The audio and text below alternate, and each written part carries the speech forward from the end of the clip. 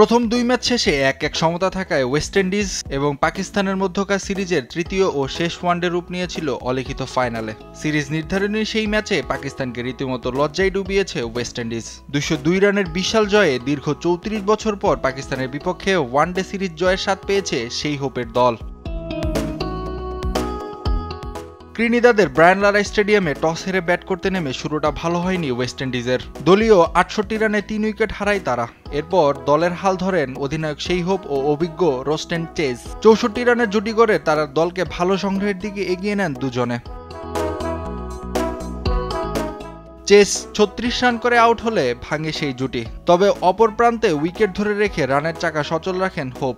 শেষ দিকে জাস্টিন গ্রেভসের সঙ্গে তার ১১০ রানের বড় জুটিতে ৬ উইকেটে ২৯৪ রানের বড় সংগ্রহ পায় স্বাগতিকরা। হোপ তুলে নেন ওয়ানডে ক্যারিয়ারের ১৮তম সেঞ্চুরি। শেষ পর্যন্ত তিনি অপরাজিত ছিলেন ১২০ রানে।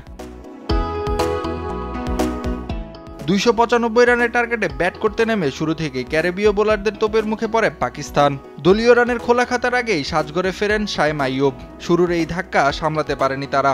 ৬১ রানের টপ অর্ডারের ৫ ব্যাটারকে হারিয়ে আরও বিপদে পড়ে রেজওয়ানের দল।